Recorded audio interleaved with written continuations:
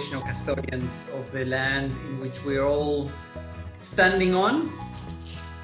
Just acknowledging the amazing, beautiful day that it's in southeast Queensland, and I gather in the rest of Queensland might be also quite spectacular. I wanted to acknowledge that on the last week, Val came all the way from Mackay to meet with us on the Ingamells coast. And it's always a privilege to show people around the coast, and I managed to drag Val all the way up Mount Nagangan so she could take a photo and admire the view of the hinterland and hear the story of the Glasshouse Mountains and the beautiful Indigenous connection we have to the country. Thank you all for coming and participating. This is our last webinar, but I think a lot of work has happened that has led us here. A lot of work that's happening in between, and hopefully a lot of work that will emanate from today's session. So thank you all, and I'll pass over to Tash to get through the housekeeping. Thanks, Thomas. Hi, everyone. So yes, just a few technical points before we get into the webinar today. So just ask everyone if they could mute while not speaking, just to reduce that background noise. We are recording the session as we have for the other ones, particularly for people that aren't able to be here, to be able to watch that at a later stage. So just keep in mind that when we're sharing, and also when we're in any breakout time, that it's not recorded. And if you happen to be sharing on a computer with someone else, it's ideal if you can access another device so that two people can individually participate in their own right. Particularly because we're going to have some polls. Love your direct information there. Thank you, and I'll hand over to Anne. Thanks, Natasha and Thomas, for that great opening. I wish I'd known you were mountain climbing. I'd have been there with you. Okay, so just to put today into context, we started these webinars with a question that was raised by conference participants. Has CD been lost? Is it relevant to today? What would it take to give it new life? Today's a summing up of that and a look at where to from here. There's actually been a lot of joining up of conversations around the webinars. So people have been calling us and saying, I'm really interested in this, and there's momentum happening. So there's more happening than any single one of us knows about. And Thomas and Bea later are going to try and put that picture in place for us. So the conversations are pretty rich processes. We'll ask you whether you've been involved in any new conversations later. The first part on our agenda today is really just a research update, and I want to make that really brief because we have so much to consider. The research, as you know, has been documenting what we're doing here, and it's doing that in order to capture both a picture of community development as we've been discussing it, and some of the issues that have come up along the way. We've emphasized three things. One of them is ownership in the content. We've really emphasized ownership of the community, of their issues. So that actually gives us a little break from thinking we have to be, as neighbourhood centres, the ones who act on every issue. We can be the ones who support community to act on issues, which is a very empowering process. One is the whole process of working alongside communities as they do that. So understanding a method well enough to support communities to walk forward and to take the next step, caring for and supporting each other as they do that. So really valuing the stories that people bring to that process and the passion with which they take it forward and the uncertainty with which they take it forward, and helping them move through that. And the third thing is that we've emphasized is valuing and enlivening the structures of our society. And you know, I don't think we've had enough time to explore this fully. But when you look at what's happening in the United States, I'm sure all of us are fearful today that the democratic structures that have been set up are no longer valued, are no longer working in the ways that they should be. And that starts from the ground up. We really need to enliven those structures. And we can do that. Community development's a really important way of doing that. I'm not talking necessarily about political structures, but as on the ground, so above us, you know, all the way through, that's important. So those are processes, those are content dimensions that we paid attention to. But there's also the process of the research. And 5 webinars ago, on the first webinar, I said, I remember saying, we want this to be your research, not our research. We want you to own this research. And of course, logistics have all played into that. And there has been not a lot of ways other than knowing we're documenting the webinars that you've been able to put into owning the process. And I think you probably all share with us the biggest fear with research, that we put it on the shelf and nothing ever happens to it again. But research is really a part of a dialogue, a part of a conversation. And we want you to use it. We want it to be useful. And we want it to be useful in all the structures that we're participating in.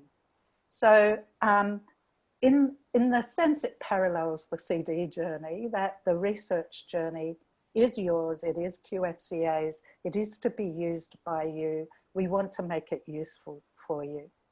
And so over the next few weeks, 3 or 4 weeks, we will be putting that report together. At the moment, we have lots of content, but we really are open to you influencing how that report gets put together. Some people have said, I really want a report my board will read, or I really want a report my manager will read, or I really want a report that I can get our contract officer in the department to read. So we want to have that conversation with you. So there's a bit of an invitation there. And Chris, I'm going to ask you to put up poll 1, which will just give us a little indication. Don't feel forced by this. There will always be someone who will participate. But just to get you to identify, are you at all interested in, say, a further discussion about the research purpose and the content of the report and the way it's framed? Are you interested in reading and giving feedback on a draft of the report? You're invited to indicate that to us. Everyone's quiet, so I assume the poll is clear on your screen. Yeah?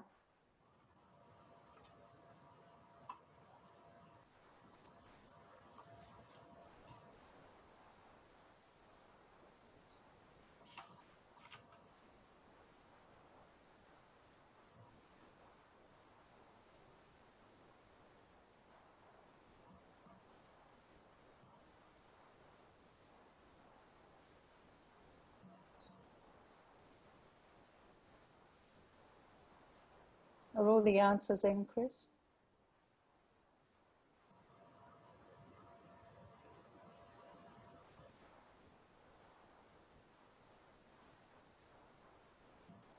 We have 15 responses so far and 19 participants. Oh, that probably means some of us haven't responded. That's fine. Yeah. Fantastic. Thank you so much for that.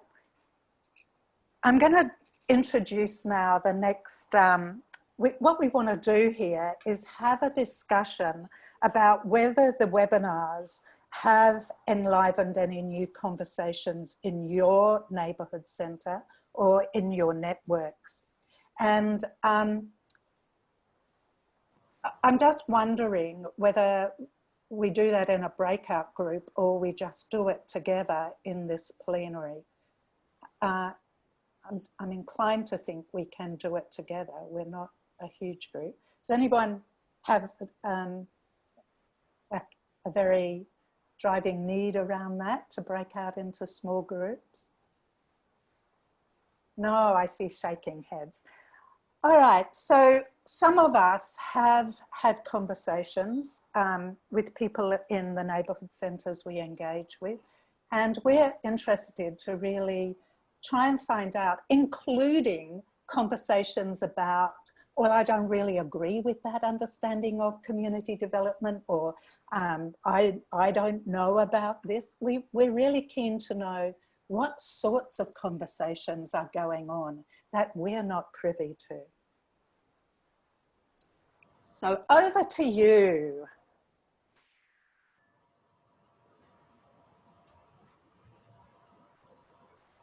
If you want to speak, you can put your hand up. Hi, Anne. Yeah, Trish. Thank you, and hello to everybody, and thank you for organising this webinar. It's a way of bringing together everything that's been talked about over the previous webinars. I suppose I just really want to flag that, you know, I feel like I've been in a desert for 10 years trying to hold the vision of CD, and to have a group of people who are all interested in being able to involve this sort of dialogue has been enormously enlivening and supportive. And I feel like there's some opportunity for some wider network linkages. You know, whilst the neighbourhood centre that I'm president of does do CD work, there's so much more that could be done if we worked as a sector and worked with our other stakeholders to do more. And I suppose also as I get older and see that you know, I've only got so much energy left to do this work, you know, we need succession.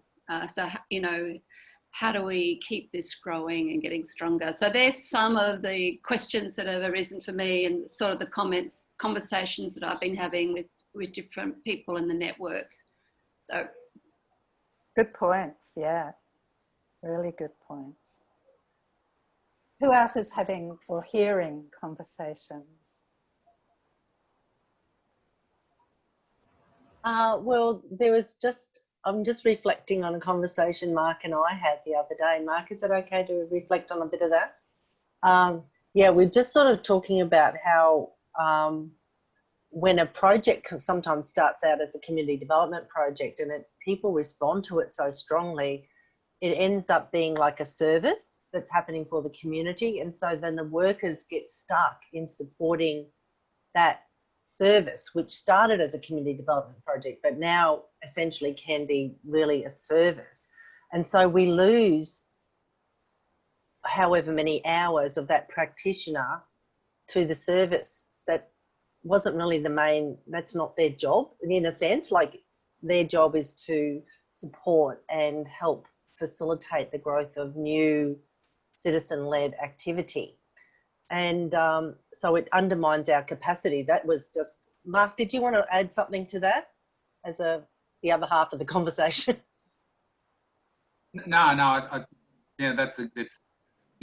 we were talking about that specifically with the program I'm involved in, Maria, but I've been in other organisations where like CD is sometimes thought as being doing the groundwork or the engagement, and then once you've done that successfully, it then streams off into being a service delivery model that attracts funding, and it's a different piece of work almost. Yeah, so I think that's a really good point you make.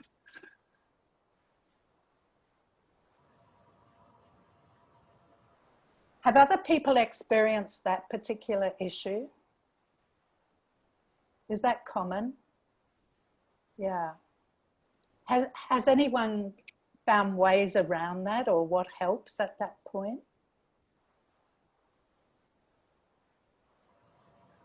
I'll just speaking briefly. I worked for a community transport organisation for a while in Brisbane, and we were fine. And well, I sort of came in, and that was the process they were using. We would have different staff move into the program when it became a service delivery type program.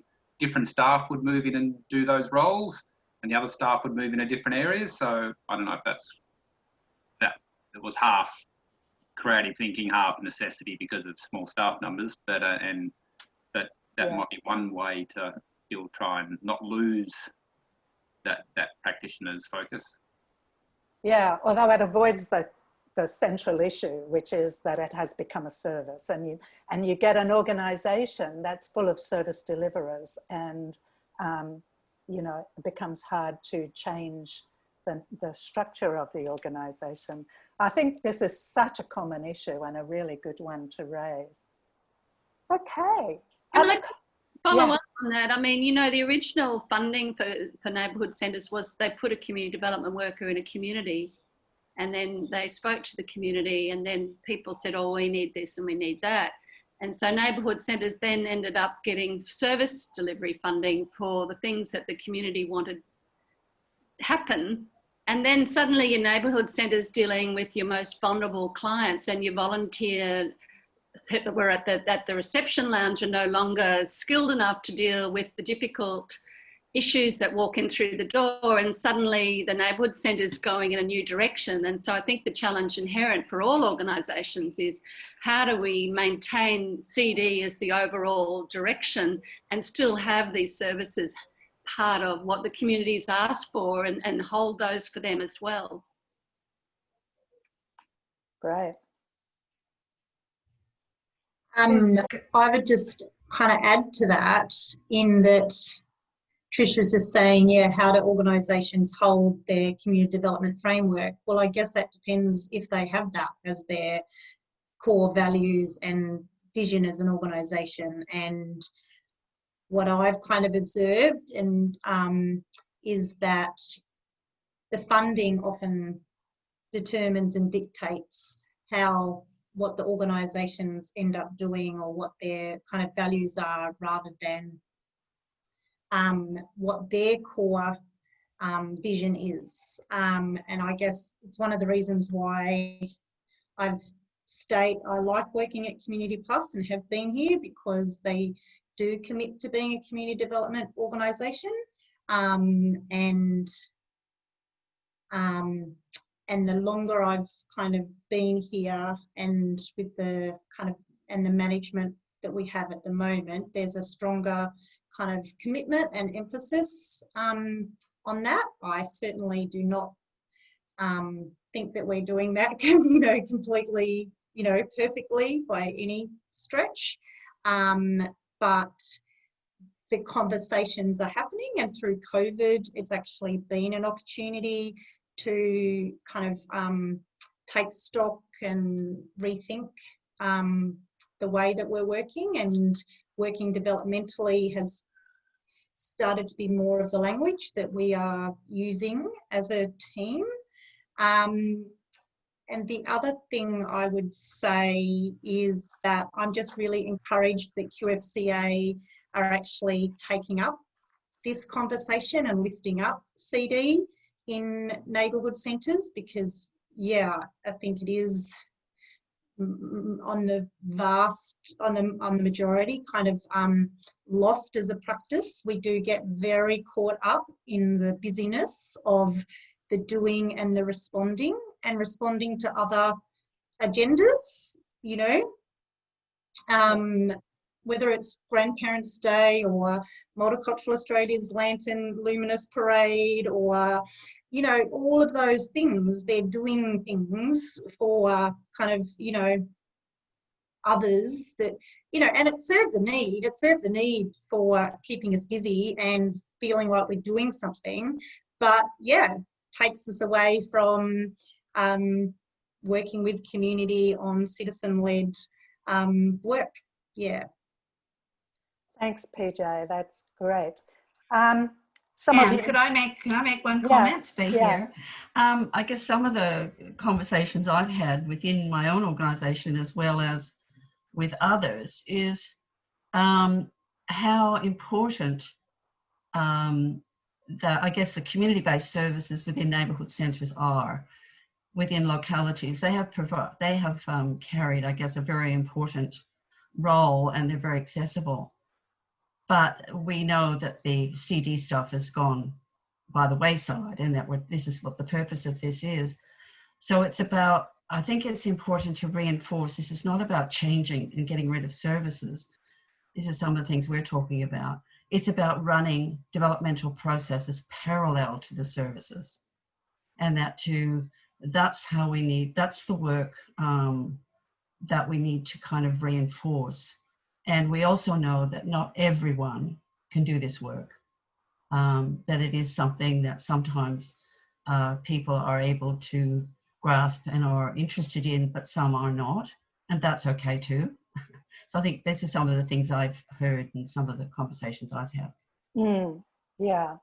Yeah, I've had some similar conversations about the polarity between community development and service delivery, and people saying, oh, well, yes, we need both. But I think over the years that we've been pushed into service delivery, the architecture within which we operate, like the dynamics of the structures, have come to really serve service delivery of various kinds. And we need a different kind of structural arrangement to support community development. And that's a huge challenge, to have two types of structural arrangement within a neighbourhood centre, one supporting community development, one supporting service delivery, and everybody fluent in operating across both. It is really a developmental challenge, I think. But it's sort of the sort of challenge we all have to face in our lives, you know. It's a little bit like male and female, you know, we all need to be both in a sense if we want a balanced world, and the same, you know, all those dualities. But the structural arrangements are really important in supporting both, as well as the practices of both. We would like just to capture in a poll to get a sense of how much conversation is going on in neighbourhood centres. So this is just a short poll. Chris, if you could put poll 2 up, that would be great.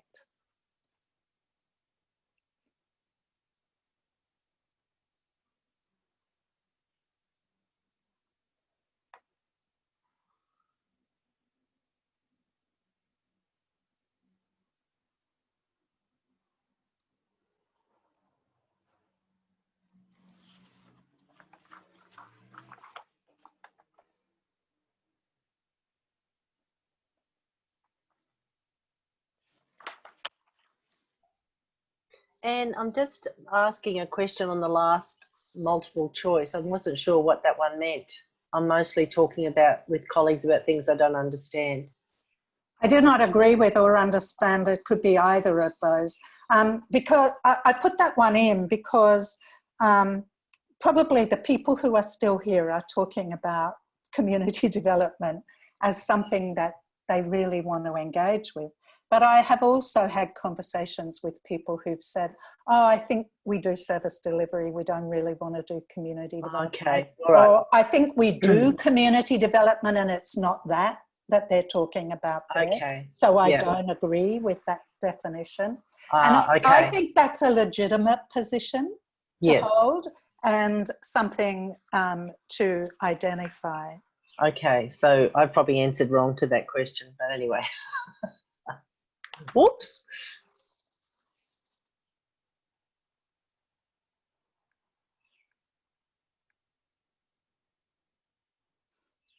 Thank you all for doing that. It's really helpful when we come to the research. Even if you haven't spoken up, we have your feedback there. Now, I'm going to hand over to Carmel and Chris, who are going to take us through a little bit of an introduction to, okay, we've been on this journey. Where are we going to from here? What are the possibilities here? So, Chris and Carmel, I'm handing over to you. Useful here if you put your, I was going to say put your thing on speaker view so you get to see who's speaking. Thank you very much, Anne, and welcome everybody. What we've been hearing from Anne, and I think there's little more that needs to be said from my perspective. The webinars are finishing today. They are embedded in a research process. We've acknowledged the importance of both.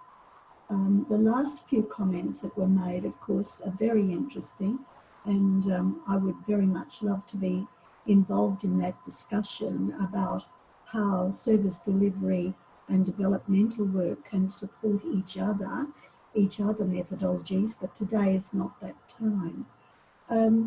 We've been looking at a particular community development methodology where we've journeyed together as we try to change things so we have a more just and caring community based, as we perceive it, on social justice principles. We haven't had a chance to look at how this work is embedded in structures. But today, I think we're focusing on how our structure, your structure, QFCA, how we or you as practitioners can work developmentally within this structure that you have. You have a most important structure, and I think a very receptive structure who acknowledges that both ways are important. So just to recap, if we could just look at this next slide that we've got up. So here we've Carmel, can you just speak a little closer to the microphone? I'm so sorry, how's that? Oh no, that's too close. Just a little bit in between. How is this way? That's good. Thank you very much. All right, so as I mumbled previously, we're going now, hopefully. We're rejoicing in the fact that we all have QFCA. We're very fortunate to have it. It's your structure. And as we can see, the QFCA, the board, when I say QFCA, I mean the board, acknowledges the importance of working in both ways, advocating for and on behalf of us. So here we have individual neighbourhood centres concerned about something. Now, if they travel the service delivery methodology, they'll tell the staff or they'll tell the chair, and magically we will expect the staff to find the solutions for us. But over on this other side, advocating with, we've heard Trish, and we'll be hearing Trish again, but someone from a board or a practitioner within a neighbourhood centre will have a concern. And if we're working developmentally, then it is important that they start to find others. It only has to be about 3. The staff, if necessary, will support that process. But the 3 or more individual neighbourhood centres will shape a way forward. They will name their issues. They will consider options. They'll shape it, and they'll act within their structure to progress these matters. And the other day I was listening to Chris, and he shared his insights with myself and others, and so we are now going to ask Chris to share that with us. Thanks for that, Carmel. I think the traditional way that peak organisations operate is they have a group of members that experience some kind of issue. The organisation has particular needs.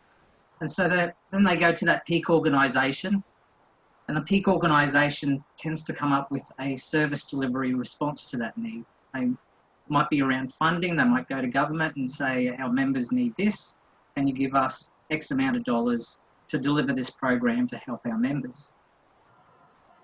The way that QFCA is seeing itself is very much like the parallel process to what happens with community development work inside a neighbourhood centre.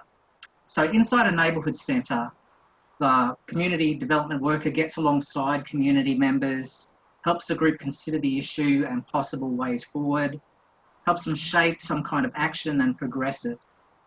Worker shares some know-how and provides access to some relationships that community development worker might have. But in the end, the community can say, we did it ourselves. In the same way, the QFCA hears the issues that our members, that our community, our neighbourhood centres are expressing, and it helps those centres to come together. It gets alongside of them. The people, the centres, who understand the issue best are involved in shaping up the way forward and acting upon it. QFCA may have information or resources or relationships that that group can access in order to address the issues that they're passionate about. But at the end of the day, the centres, the people themselves can say, we did this ourselves. So the key principles are keeping ownership with those who identify a concern, keeping the ownership with the sector, with the neighbourhood centres. Staff work alongside neighbourhood centres to form an action plan around the particular issues that they're expressing. A structure which shares information, relationships, resources as possible.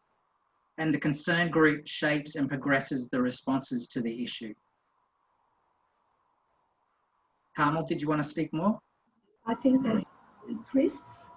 Must say, my many years to hear a peak organisation express something as you've done, it's a joy, absolute joy to hear you. Thank you very much for that, Chris.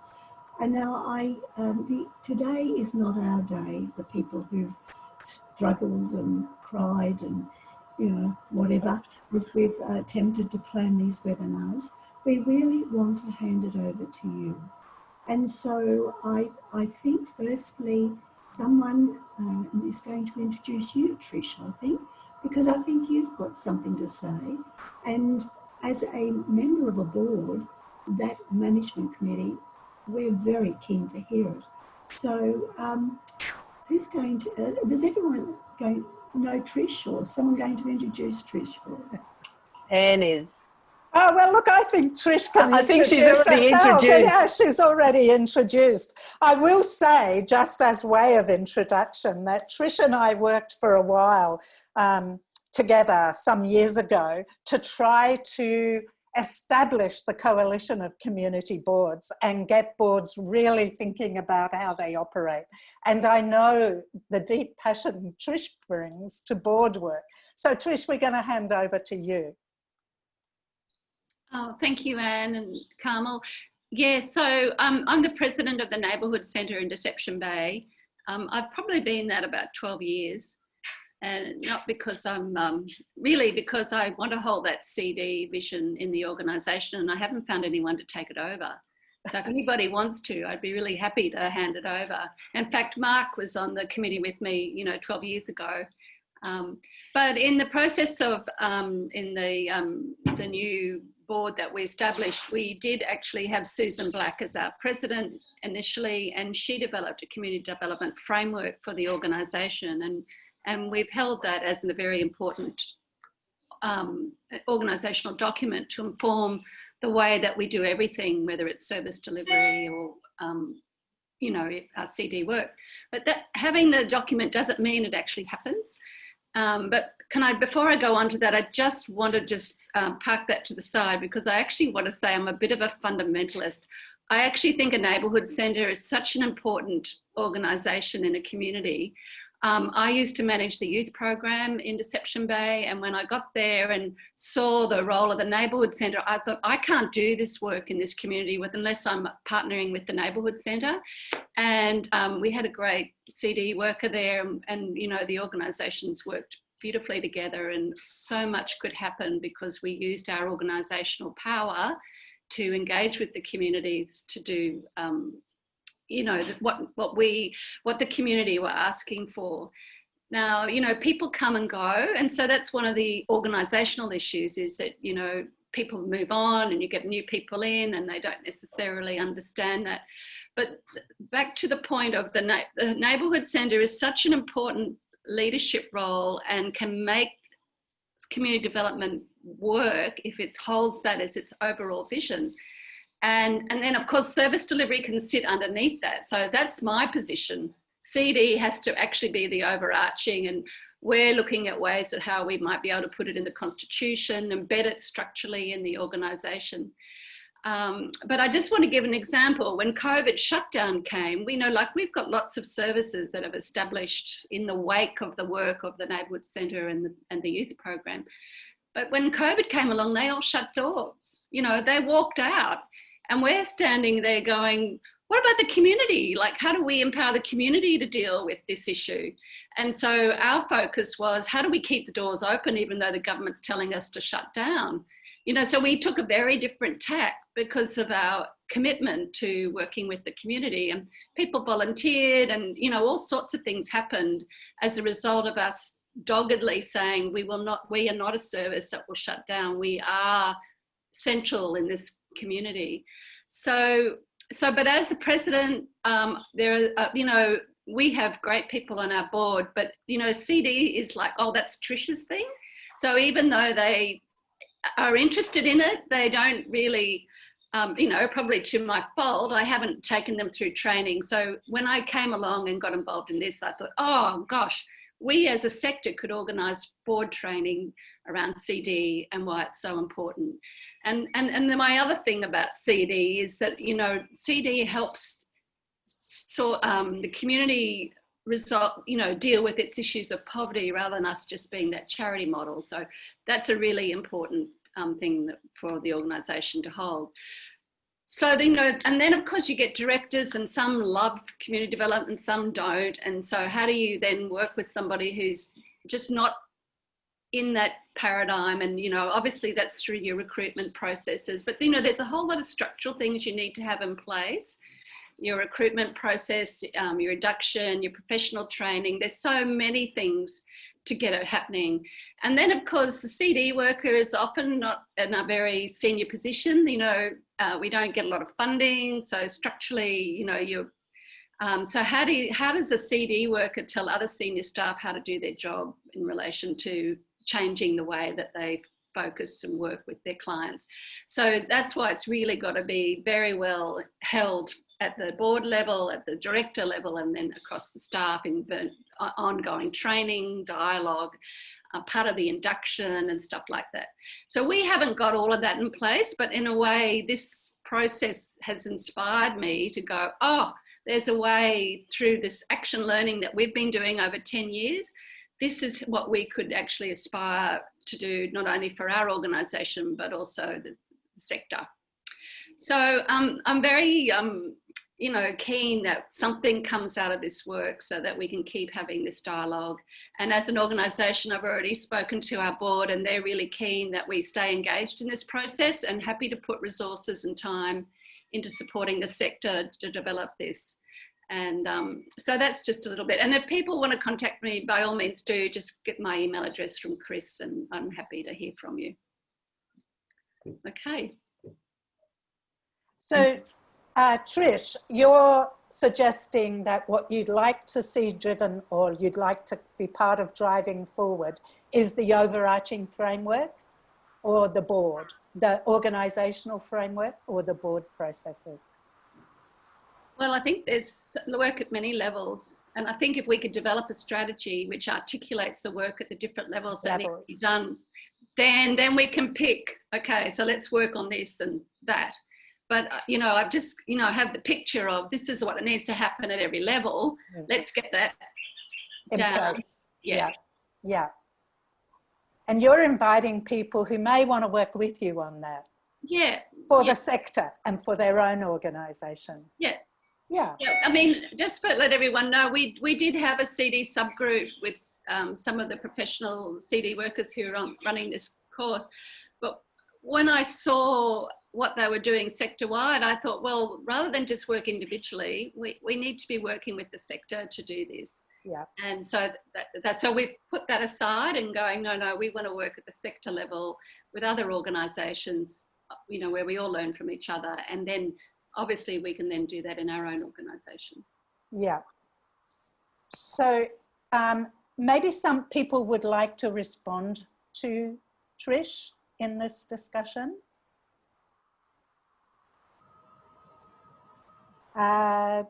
If you want to put your hand, just be. Vanessa put her hand up there. Vanessa. Hi. Hello. Yeah, I really appreciate what everyone said, and I think I'm really pleased, and I can see why there seems to be a stronger focus on professional development for all the staff at neighbourhood centres. And someone there, forgive me, people were hitting on different staff at different areas, was that maybe more the reception staff and some of these support staff members, they can really benefit too. It is a little bit much for them at times, I find, at reception to, I can, you know, work with different people, but they might not have the skills. So that really is important. So I'm glad that's recognised, and thank you. Thanks for the funding, Chris. Thanks. That's it. So if I may then, Trish, so you will know other board members, I imagine, but you do live down here, because I am now down here. And so how would QFCA as your organisation link you with other board members? Is that something that you're asking? How can a few of us get together? I know you would know some, but there may very well be in the rest of Queensland up further some board members who would also be interested in that. So perhaps later that could be something that could be discussed. Is that as I understand it? Have I got that right? Yes, Carmel, working with other board members would be a great step forward. Thank you very much, Trish. So, Anne, you're going to have someone else now speak to us? Yes. And I do think if you would like to work with Trish, she has invited you to contact her to carry this forward, to do some thinking for a little while or a long term. You can leave a message in chat, and you can email Trish. Your email's in the chat, or yeah, and or you can make contact now. Any of those. So you can see what Trish is doing here is saying, I have heard this is a struggle for other organisations too. We might connect and move forward together. At least have some further conversations about how to progress this issue, which probably goes to the heart of what we've been talking about through the whole webinars, the multi-layered framing of shifting to an organisation that really values CD. Thanks very much for that, Trish. That was a wonderful, I want to work with you just because of how you said it. So important. And we'll just hear from Mark now. Yeah, thanks, Anne. Hi, everyone. My name's Mark Wishton. I work at the Caloundra Community Centre, predominantly, yes. So the issue I'm interested in pursuing a bit more in depth, I guess it's particular to workers and volunteers out of neighbourhood and community centres, and that is basically working with people when they're going through crisis. I've had some experience working with people in a caravan park setting where homelessness and all those kind of things were going down regularly, and some of the crises that they might have been going through to sort of end up in a place like that, which is sort of the next stop before homelessness. But also I know a lot of community centres, neighbourhood centres have emergency response and food vouchers, food parcels, and we've sort of moved into that space, a lot of us in some ways. Some people do that without funding, some people do that with funding. Yeah, so another way to put it would be are there alternatives to working transactionally with people when they're in crisis? Or if you want to give it a bit more street cred, like how do we build ownership when shit's going down? So that's kind of the areas that I'm interested in. Yeah, just having, I'm not sure. It's a bit like what Carmel and Anne said before. Can service delivery and the community development philosophies and ways of working exist alongside each other, and how do we get them to complement one another, because they've both got a role, but the community development one might have we've sort of deferred that to the service delivery. It feels a bit. So that's what I'm interested in chatting about. If anyone's up for that convo, based on their experiences, yeah, I'll chuck my email up on the chat, and we can find out together how we explore that area. Thanks very much for the opportunity.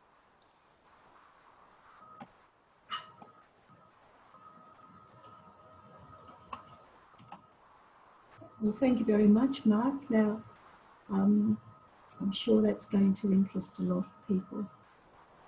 It's quite a highly skilled way, isn't it, of building and seeing how the two can be seamless.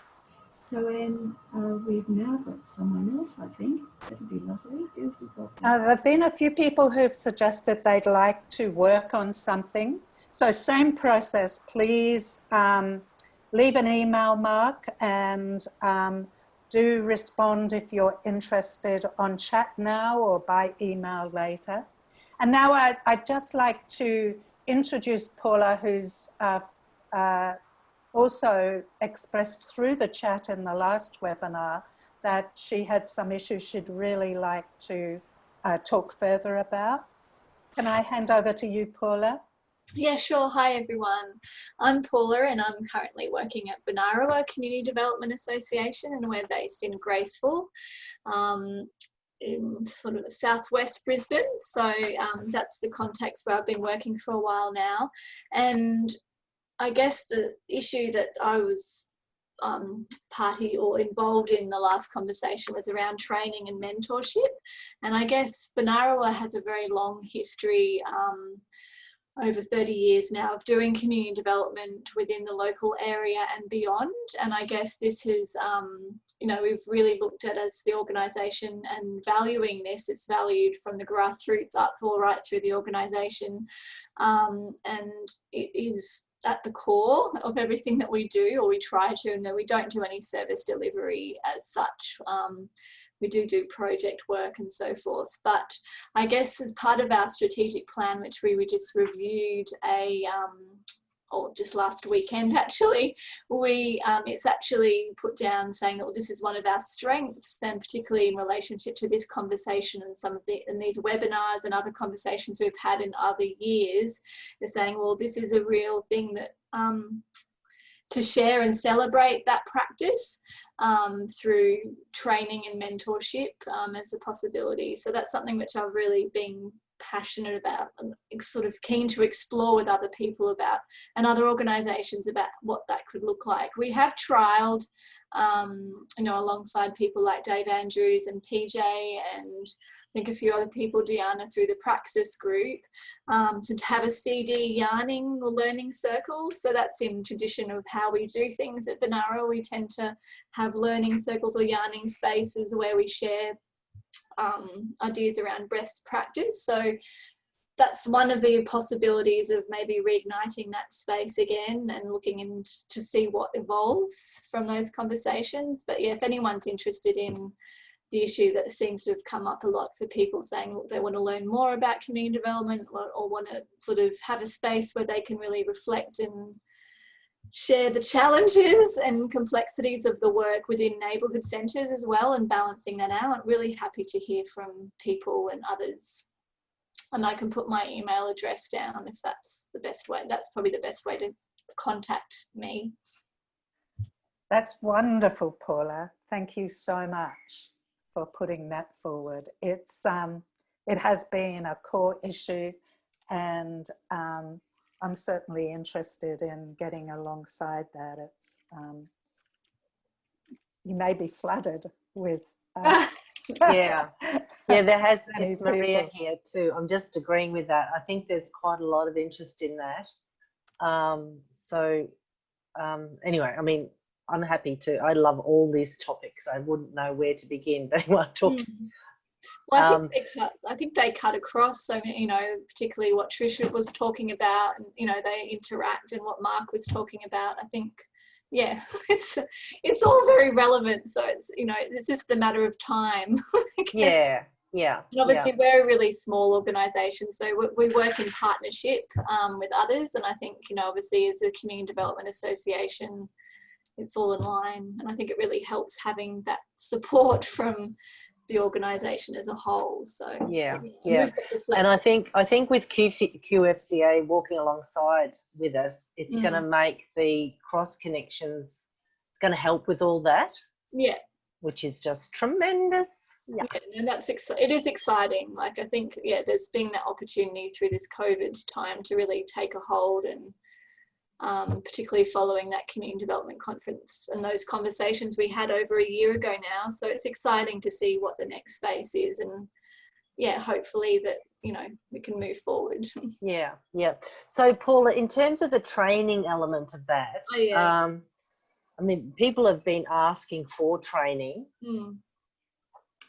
And some people are talking about how to get a training course up and stuff. We haven't really got anyone to speak to that training element today, but that seems to be another element that's really important. Did anyone want to say something about that? Or I mean, I don't know. I know CD Praxis. I mean, I can't speak for them because I'm not part of that group, but I know PJ. I don't know. Anyway, it's always coming up to have affordable, accessible training.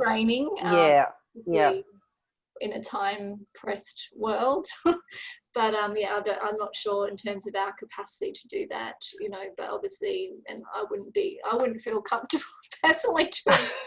No. The mentoring and that providing space, but yeah, I guess that's something that maybe we as a group could look at, and you know, if people of part of that have got those connections or expertise. I know there's a few people who have been involved in these conversations who maybe have that academic knowledge, but yeah, once again, I don't know. Yeah. I'm just wondering whether we whether people just put their hands up if they know someone that's looking for training, or they know, I mean, Trish definitely has talked about training as part of the strategy. Is that right? Yeah. So, okay, we've got Vanessa. I mean, I've been talking to people about training. Val has, Jody, PJ, yeah. How are we going to, I think we need to collect up some interest in the training stuff as well. Maybe just making a note of that today. Yeah, I think, Em, did you want to speak?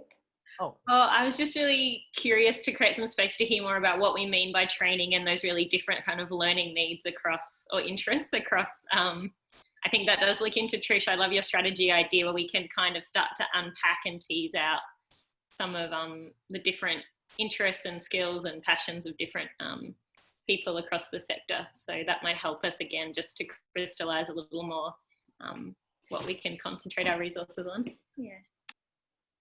Yeah, well, I suppose when I think about training, I think training in the methodology to get really specific about how you do that and how that relates to all elements of a strategy, I suppose. But I feel that it's important for some people to, I want to put my head to that. If other people do, I can put my name, my hand up. I know there's other people that are interested in that discussion.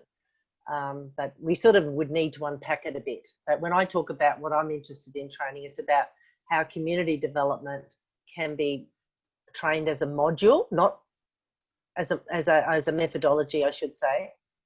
And then we think about how that applies to where people are situated in their roles. Because I think what we've done in the past is come at it from a role perspective first.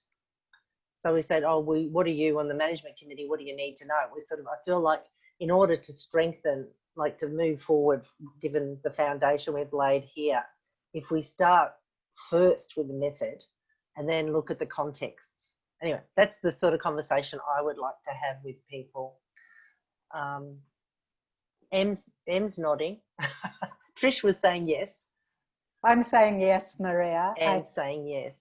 I think there's a number of things happening here. Some people, like Paula's saying, a learning circle is a good space. What you're saying is we need this really foundational training at the heart of all of community development practice. I also think beyond that, there's lots of opportunities for specific elements of professional development that attach to that. So we might, we need a discussion that is training focused. A big issue for me, and maybe for some of you, is whether we jump into that right now. Are people ready to go? Not now in this meeting, but do we plan a session soon to talk about that? Or do we wait until the new year when people's energy is back? Well, for me, I'm very keen to wait till the new year because I've got to get over this year. But anyway, no, but yeah, I would like to sort of pick that up, I think, in the new year. And I'm happy. I'll put my thing in the chat. I can. There's a few people that have put their hand up, so that'll be great. Yeah. Thanks, Anne. That's wonderful. Now we have another poll. Hope you're not. Oh, well, PJ, did you want to speak here?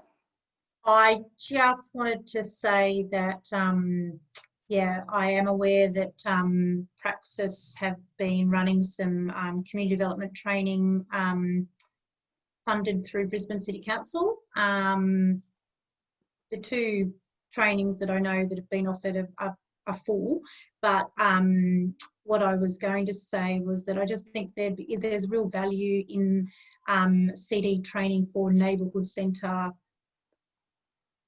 people solely, as opposed to being with a broader cohort across the community sector. I think that could be really valuable, and the kind of connections and networks and support that could, and conversations that could lead to, I think would be really valuable. It'd be great if QFCA could get some funding for that. Yes, I am. We are actively seeking funding for that now, which was my only reason to want the conversation before the end of the year rather than in the year.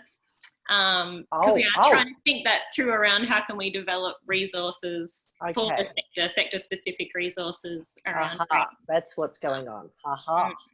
An agenda. In line with what community centres themselves are wanting, obviously. Hence, it's so fabulous that all these conversations and yeah, have been happening, and people are articulating their practice challenges as well as gifts. Yeah. Yes. So, go, Maria. Oh no, I said if that's going on, don't leave me out. No, we're hoping to have you right there. It'll be all. Again, part of the 013 collaboration that we were talking about at the CD subcommittee. Oh, okay, yeah. So that means that these people that are interested that put their hand up, you're happy to have conversations with them and carry it forward, which is fantastic. That's putting your developmental work into practice, isn't it? It's fantastic. That'll be good. Great to hear. Thanks. And so we'll work with Maria on that and bring everyone else together or whoever's expressed their interest, and we'll make sure that we're giving everyone the opportunity to get involved and engaged in whatever way works for them, given I understand the epicness of 2020. But it's an ongoing conversation. It won't end in 2020. Oh my God. Just get the funding submission in. Yeah, exactly. Yeah, and PJ's obviously put her hand up for that too. So, I mean, other people, everyone. Okay, PJ, we know PJ, we know Trish, we know Anne said she's in. I know B and Carmel are working. Helen and Val. Okay, big talk. Thank you. Wonderful. PJ, is that all that you wanted to say? Are we finished there? Yeah, you're happy? Is there anything else just before we bring this conversation to a close? We have got a poll just asking what you want to commit to. Okay, just before we finish that, we've got Carmel who's going to wrap up this little session.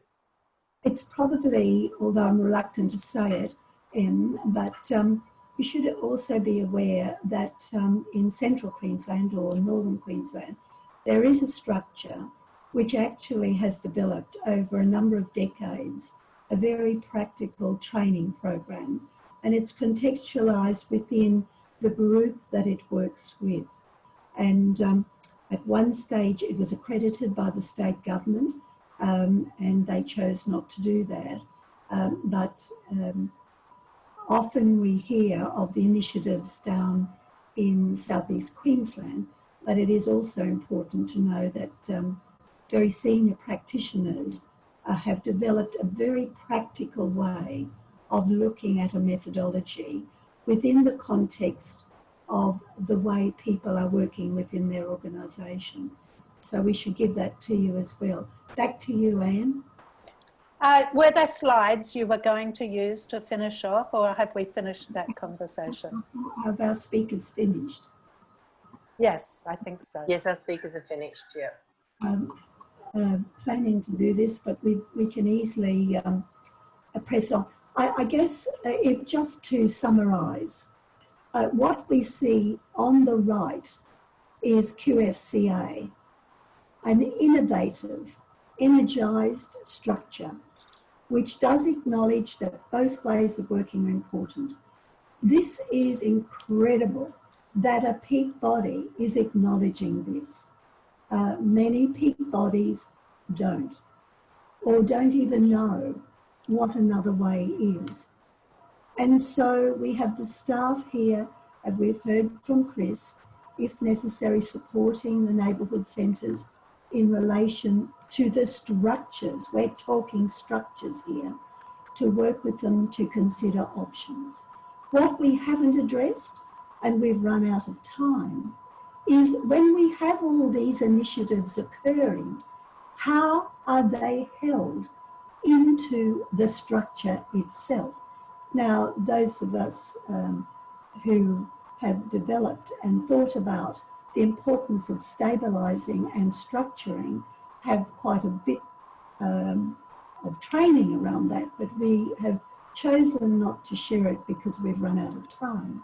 So on this left-hand side, we have heard individual people in neighbourhood centres, either on the board like Trish, or working within neighbourhood centres. They have named their issues. We have set out to do this from the very beginning of the webinars. We want to hear what the issues are, and we've heard them.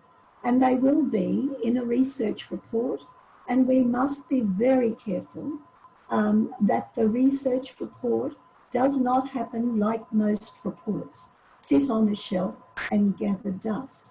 And so we've heard from Anne and Helen and Natasha how very keen they are to involve us, whoever's interested in that, looking at that research. So we've heard now Trish and Mark and other people right through the discussion and other presenters say this is what we want. We have the energy to come together and to work around that, to consider ways forwards and to act on them. So if we could just have the next stage, this way of working is as relevant within structures as it is in the community.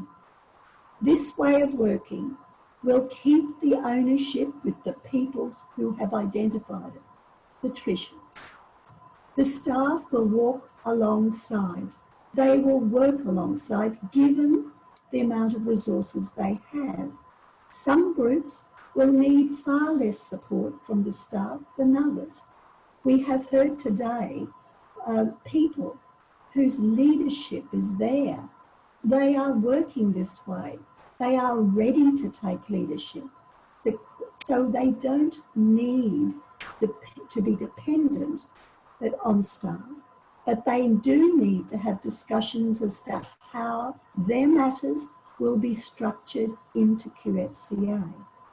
So we have the structure, we've got QFCA, and as we know, for instance, if someone says, I am interested in this, and if they need to find others, it may very well be that someone like Chris or Em or Thomas or any one of other people will know people in other management committees, if we take Trish's issue, so that then they might be invited into that discussion.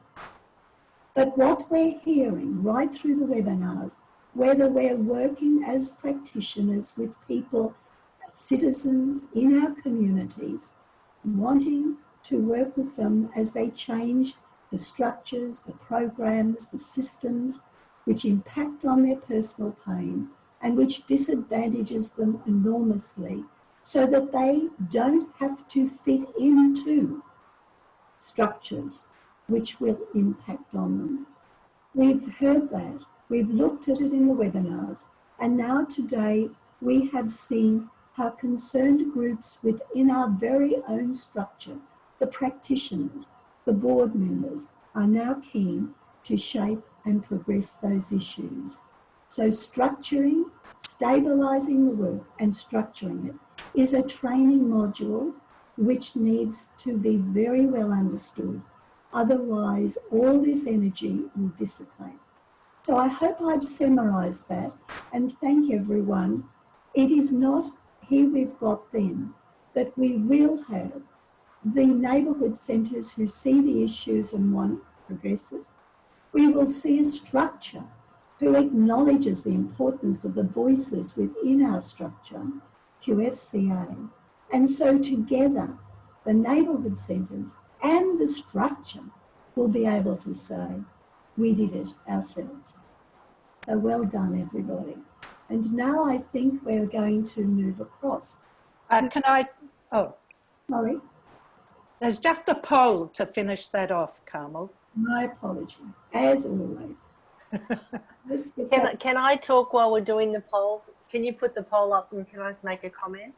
There's a few comments to make on the poll, yeah, but please go ahead.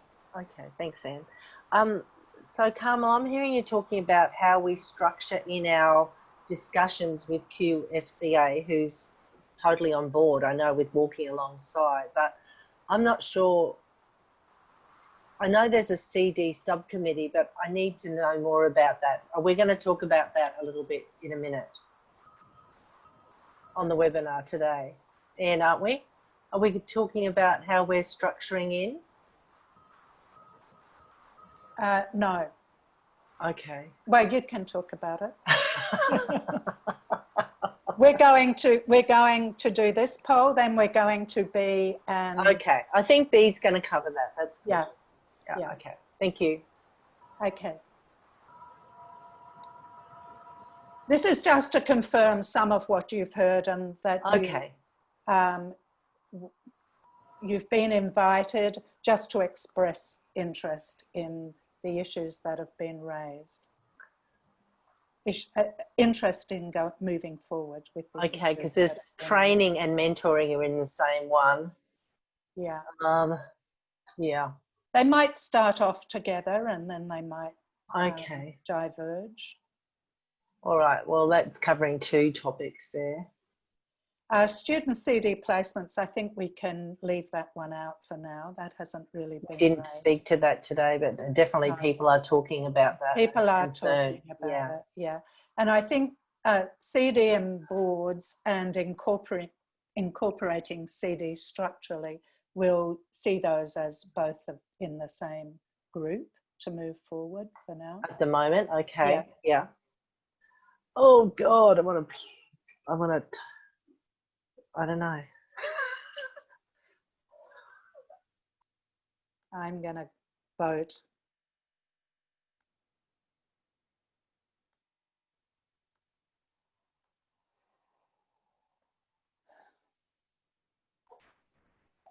Is it possible to say too many? No. Okay.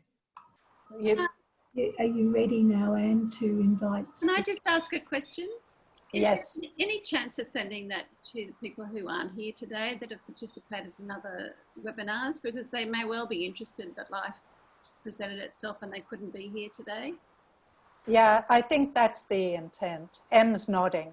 QFCA is sending. I'm happy to share this with the wider sector and see who wants to be involved in each of these categories.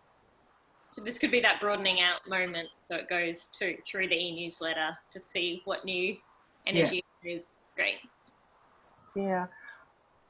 I would like at some stage maybe to make some follow-up phone calls with some people that I know have raised or talk to QFCA about how do we follow that up on a bit more of a personal, not face-to-face, I know I'm not allowed to do that, but personal sort of level. Yeah. That sounds great. All right, so thank you all for participating in that. It was wonderful to see some forward momentum happening. As I said to you at the beginning, there's a lot more happening than most of us know, because, and this probably reflects a CD process, that conversations that had started earlier get joined up with a new conversation that's happening. And Bea and Thomas have been managing quite a lot of conversations that have, where people have said, I'm interested in this and I want to know more. And so stuff has happened around about the webinars. And I'm going to hand over to Bea and Thomas now to talk through some of that picture that's happening that we will also try to capture in the research. Okay, well, hi everyone. What a wonderful, rich session we're having. It's fantastic. Thomas is actually going to get us started on this session. So over to you, Thomas. Where are you? Have we lost you? No, I'm here, I'm here. Good. I thought you ran away for a moment. No, I'm actually like realizing that QFCA and particularly myself become really superfluous. The way that I can hear Anne and Maria and QFCA and Carmel and the sense of ownership over QFCA, and, you know, it was really an organization that 4 years ago people kind of knew that they paid a membership maybe, but unsure what the hell we did. And now the level of engagement and enthusiasm in working with and you know, all these issues being raised, it's just quite incredible. And so I'm so proud that I've been kind of part of this journey and that so many other people have so much to say and that want to do with QFCA. So this is great. So what I wanted to kind of acquaint ourselves is how we kind of ended up here where we are today. And that this has really come from a mandate from members and from people and conversations we've had in the past. So I suppose the beginning of this journey was we did a strategic plan in 2017 and published in 18 and came into effect in 2019. And one of the main things that we talked about in the strategic plan with the few organizations that cared about QFCA back in 2017 was to really tell the story of citizen-led community transformation through neighborhood centers, but also how community development had been lost, as has been said, and how QFCA could provide that leadership in reintroducing community development as the methodology for work in neighborhood centers. Now, when we sort of had that strategic plan, and Anne was part of that, Belinda Drew from the Community Services Industry Alliance helped us with that, Bea was part of that, Chris had already been employed. And that really having that in the strategic plan gave us the opportunity to talk with government, and as we were developing our relationship with the state government, that really that was the way we wanted to go, that place-based and community development was really important. And those conversations really led to being able to corkscrew out of the state government $30,000 to subsidize and provide bursaries for neighborhood centers staff to go to the 2018 19 conference. Yeah. I just got some figures because I had to kind of remind myself of these, but so I'm going to find it here. So 42 neighborhood centers applied for those bursaries to attend the city conference. And 24 of those applicants were from very regional and remote parts of Queensland. And there was a number of neighborhood centers that after the conference, they actually wrote letters to the Minister, Coralie O'Rourke, to thank her for having invested that money into neighborhood centers. And I do sort of have a list and the letters. Some people included in the letters, and there was people from Maranoa Regional Council, Moranbah District Support Service, Lockyer Community Centre, something from Notch. She wrote a lovely letter to the Minister, Lately Community Centre. So it was really telling us that neighbourhood centres were interested in community development and they really wanted to re-engage and really were fishing for ways to get more involved in community development. So I think it's important to also mention that, again, the state government invested in it. They actually put the money, in the sector and said, yes, okay, well, if you think upskilling and bringing community development training for the sector is important, here is $30,000.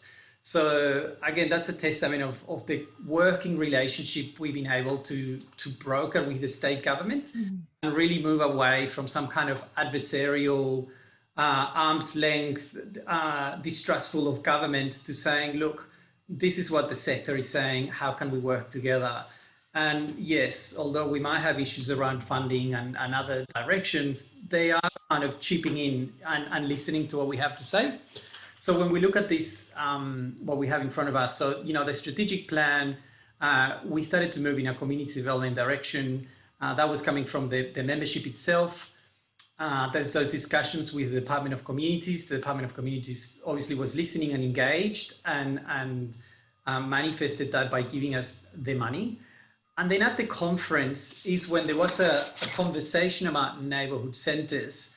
There was one session that was dedicated to community centres and talking about how important, or how could we reclaim community development work in the centres. So that session was hosted by B, Peter Westerby was involved, Anthony Kelly was involved, Chris was involved, and also anyway, so out of that discussion came this sort of mandate from people saying, yes, we want to know more.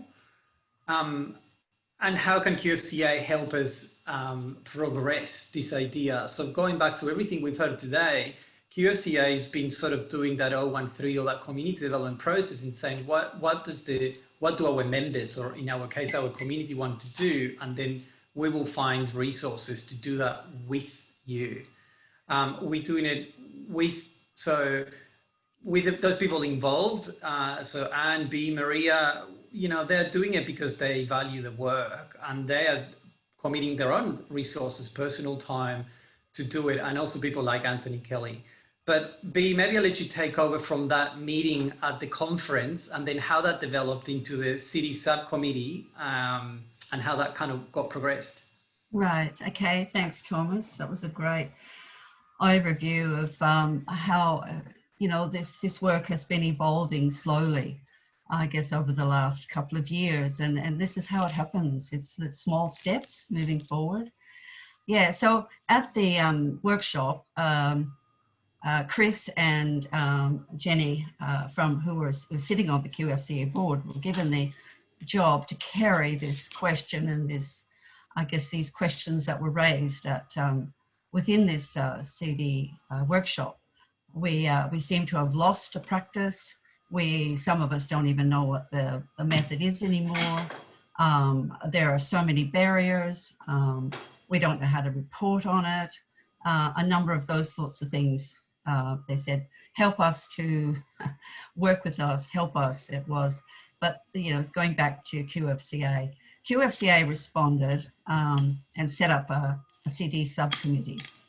And the CD subcommittee has with clear terms of reference. Val Edsel, and Val, I think you're on today, is the representative from the board who sits on the CD subcommittee.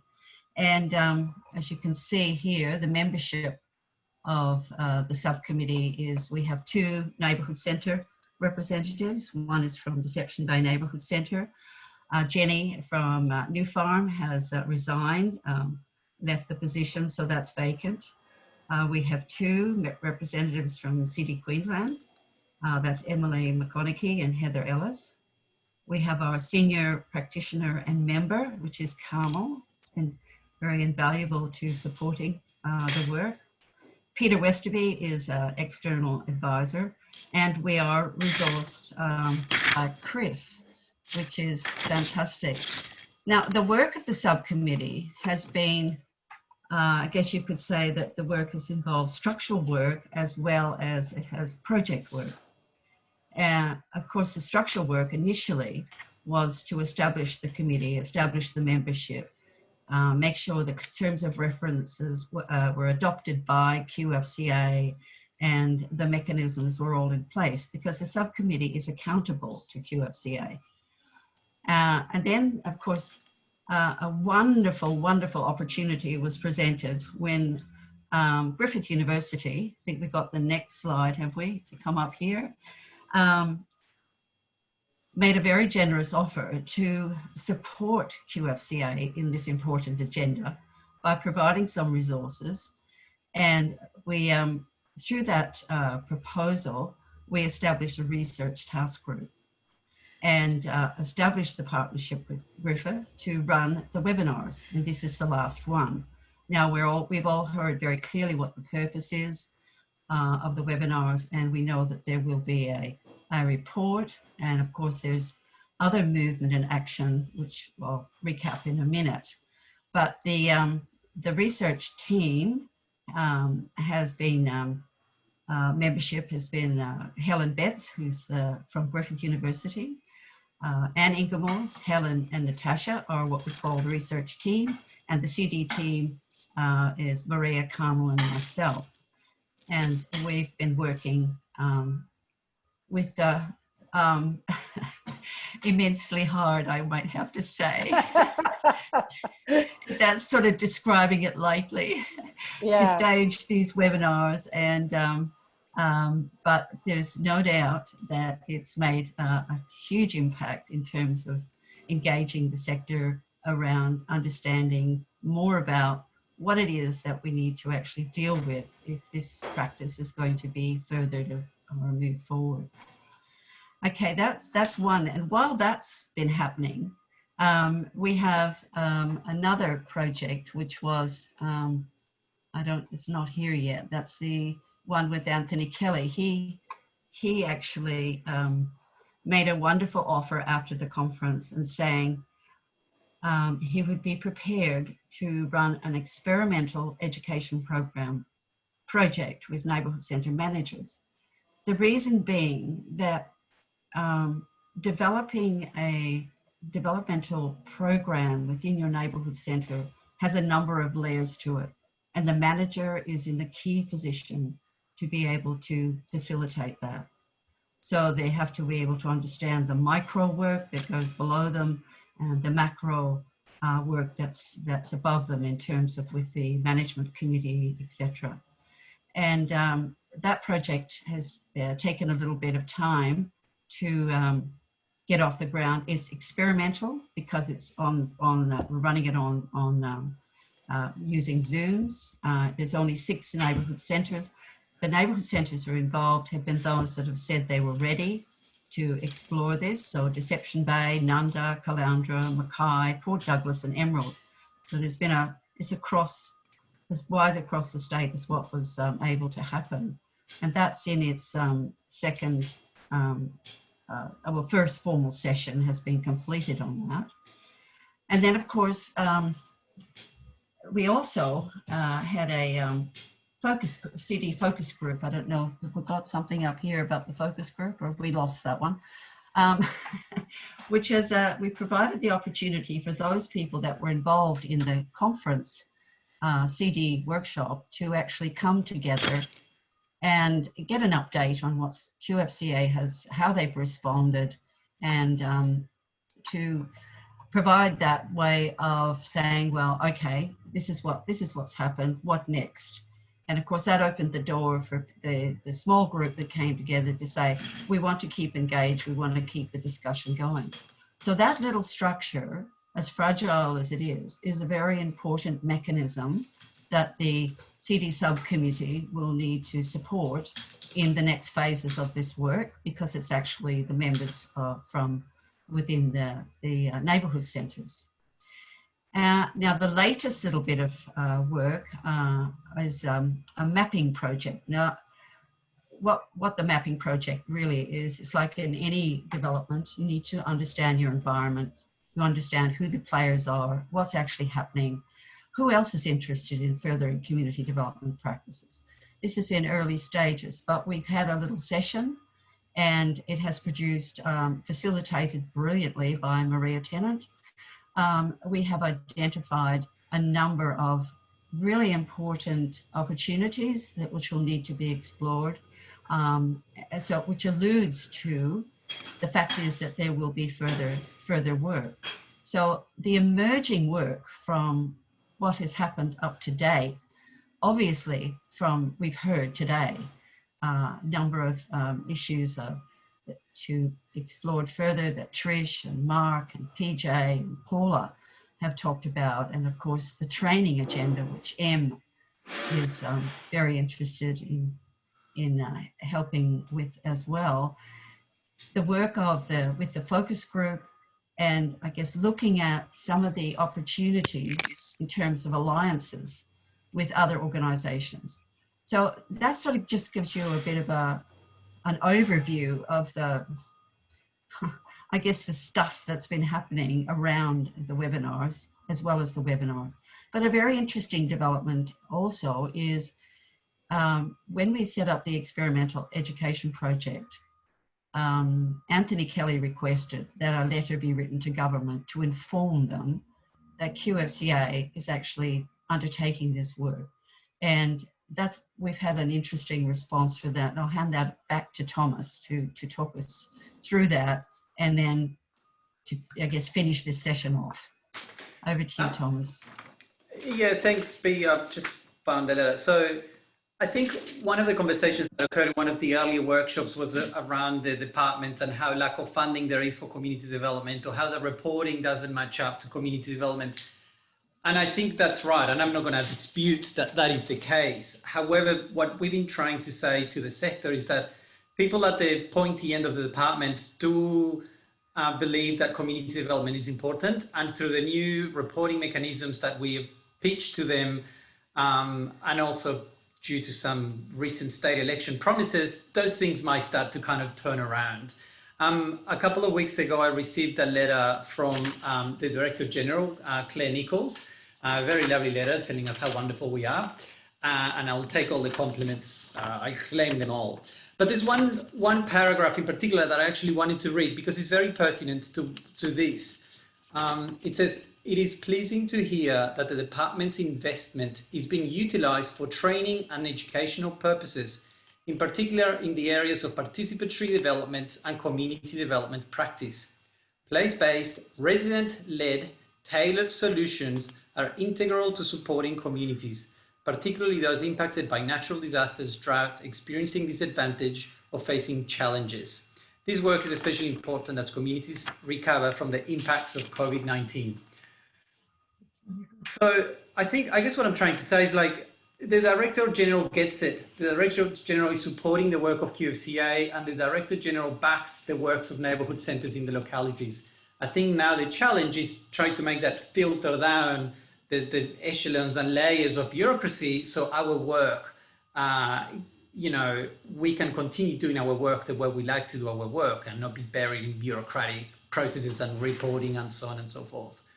The other thing I wanted to comment was, when we look at this image we got in front of us on the screen, it looks like a fairly convoluted kind of,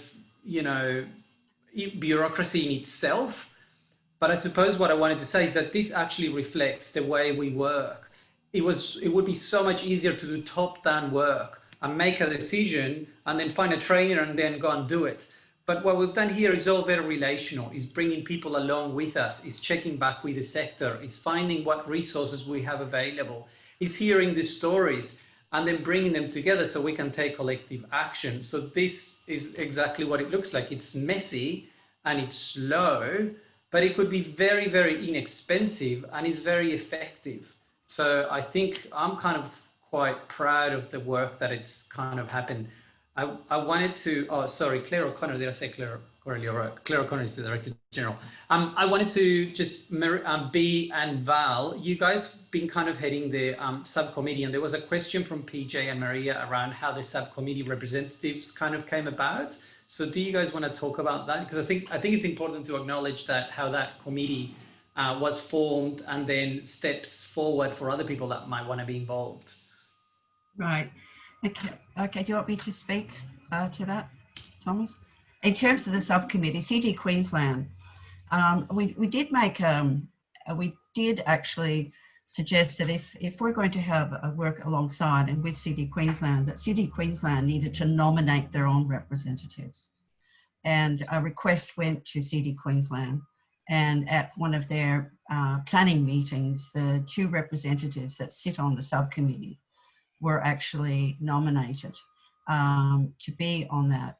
And then their responsibility will be, obviously, to report back to CD Queensland on what has actually happened. In terms of the neighbourhood centres, that was because in the very early days there was not a process that was widely advertised that these positions were available. That what happened was it was filled by one was another representative who sat on the QFCA board, who filled one of the position, and then we tried to identify individuals, Chris and others, who were working in neighbourhood centres who had a particular interest in this area. And so that was in the early days. This is how those 2 positions were filled. There was one open. This is all going to be reviewed. The annual general meeting for QFCA is coming up early next year. And obviously the CD subcommittee and the formation and representation will be reviewed on that. But that's how we did it in the first instance. Does that answer the question? So there's opportunities for people to put their hands up at the AGM. There'll have to be. I think it's a democratic process, so we do need to have that, and that there needs to be some work around that before that happens. Yes. Yeah.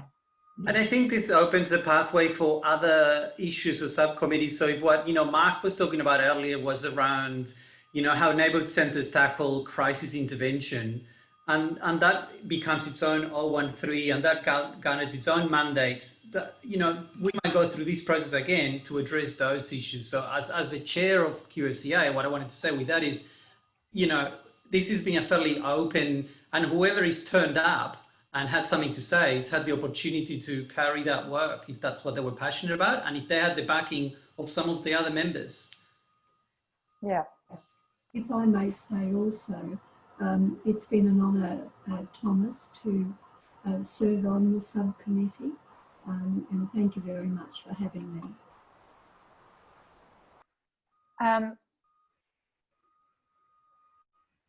I know we usually finish at 2. We did say we'd take a bit longer this time. I just want to open up for people to feed back to Thomas and B about that amazing presentation. If you have a few comments you'd like to make, please go ahead. Maria here. I think it's really, without what I know from my experience, is without that structure, it's really hard and nigh near impossible to progress issues. So I'm really grateful that that's there, and I'm grateful that people are working with the structure to help us carry these issues. And I think how we organise ourselves, how QFCA works with the members, with you guys and beyond, to get the structures in place. So there's a vessel to carry these issues, a mechanism to move it forward. That's a very important part of the work. So yeah, thank you. And yeah, we need to make sure we've got time and energy to put attention to that as we move forward. That's something I'd like to say. And thank you for that very rich explanation. It was really, really good to see all that laid out. Can I just make a point that all those visuals, it's all Tash, that's so all that Tash, with all that kind of mapping work, it's always so useful to have that visual graphics. Natasha's great at that. She does wonderful work. I just wondered if anybody... I think Trish had a hand up. Oh, go Trish. Yeah, I just really wanted to congratulate QFCA in their initiative and working with other senior practitioners in the sector. I often use the term perfect storm, but often that means terrible things happening, but in this way, it's a perfect storm of great forces coming together to create something that individual organisations can be part of, and it's so empowering. So I'm enormously grateful. That's wonderful, Trish. Andrew, did you want to say something?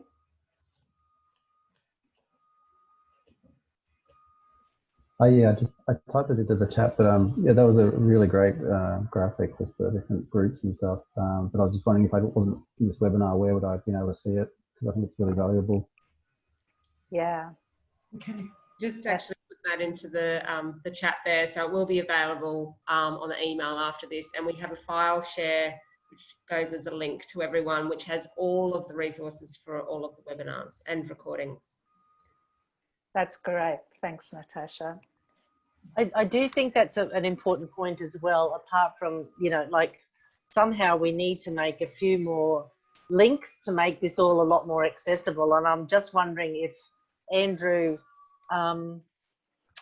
whether, you know, like uploading small little grabs, whether that would be helpful. Like if we uploaded a grab that was about how QFCA is organised and structured and how it's working with its members or whatever, is that something people would look at? Or would you look at that? Or I think all in one, it's a lot to take in, but going through it with a little bit being added one at a time, that was really cool. Maybe it could be done as a GIF or something. I don't know. Yeah. Yeah, that's how it works. Yeah. Okay. Yeah, I think we need to look at that with. I think there's some treasures in these webinars that we've done. We need to look at some little bits, taking bits out, if that's possible. I don't know. Yeah. Okay. Thank you, everyone. Now, we just have two more little bits. There's one more poll because the subcommittee, the CD subcommittee, asked us to check with you what you think about using online platforms to carry these things forward. We know we're all hanging out for